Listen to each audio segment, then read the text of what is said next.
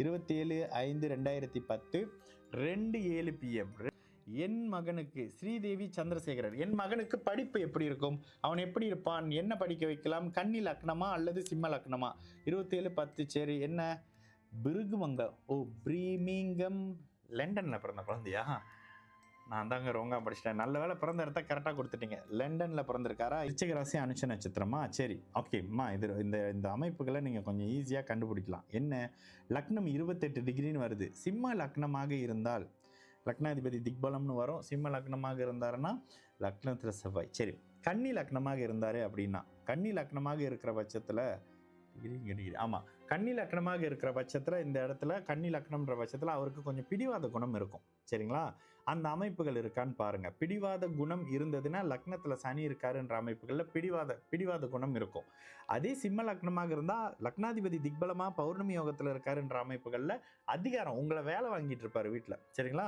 15 வயசுல அம்மா தண்ணி எடுத்துவாங்க, பசிக்குது, அம்மா எதை பண்ணி கொடுங்க, அம்மா அதை பண்ணி கொடுங்க அப்படின்னு சொல்லக்கூடிய அமைப்புகள் இருக்கும். சரி, இதனோட அமைப்புகளில் திரும்ப நீங்கள் பிறந்த நாட்டுக்கு போகிற தன்மைகள் இருந்தாலும் இந்த அமைப்புகளை பார்க்கலாம்.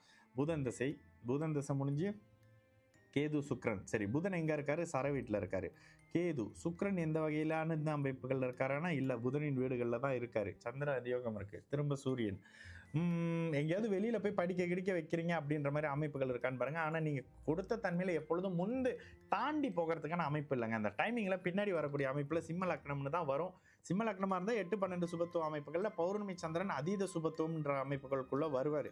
அதிக கிரகங்கள் வலுத்திருக்கக்கூடிய அருமையான ஜாதகங்க. கிட்டத்தட்ட குரு தானே ஸ்தான பலம் பெற்றிருக்காரு. ஆனால் சனியின் பார்வையை அவர் வாங்கியிருக்கிறது ஒரு மாதிரியான அமைப்பு. புதன் சுக்ரன் சந்திர அதியோகத்தில் இருக்கக்கூடிய தன்மை. ஜாதகம் நல்ல ஜாதகம், நல்லா இருப்பாங்க. சரி, இப்போ உங்களோட கேள்வி என்ன படிப்பு படிக்க வைக்கலாம் எப்படின்னு கேட்டிங்கன்னா லக்னத்தோட தான் வரணும். சரி, லக்னத்துக்கு ராசிக்கு 2ஆம் இடமும் லக்னத்துக்கு 10ஆம் இடமும், ராசிக்கு 2ஆம் இடமும் லக்னத்துக்கு 10ஆம் இடமும் எப்படி இருக்கு? குரு வந்து ராசிக்கு 2ஆம் அதிபதியாக வராரு, லக்னத்துக்கு 2ஆம் இடத்தை தொடர்பு கொள்றாரு. 10ஆம் இடத்துல ஒரு மாதிரி சுபத்துவம், சுபத்துவம், சிம்மாதிபதி கடுமையான சுபத்துவம். இந்த அமைப்புகளில் நிறைய வறுமையுமா புத்திசாலித்தனம்னு வரும். சிம்ம லக்னத்துக்கு 2ஆம் அதிபதின்ற பட்சத்தில் குருவும் வலுத்திருக்கிறாரு, சனியும் வலுத்திருக்கிறாரு.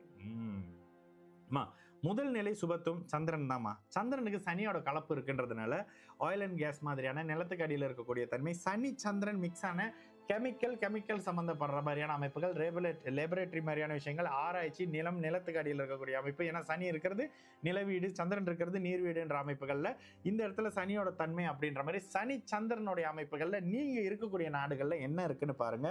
அது சம்பந்தப்படுற துறையில் ரொம்ப நல்லா இருப்பாருமா. நல்ல அமைப்புகளில் பௌர்ணமி யோகத்தில் பிறந்திருக்கிறாரு, லக்னாதிபதி வலுத்திருக்கிறாரு, லக்னம் எந்த வகையிலும் கெட்டு போகல, எல்லா தன்மையும் பலமா இருக்கக்கூடிய நல்ல தன்மை. இந்த ஜாதகர் நல்லா இருப்பாரு. சிம்ம லக்னமாக தான் இருக்க முடியும். கண்டிப்பாக இதை பத்தியான கன்ஃபியூஸ்லாம் ஆகாதீங்க.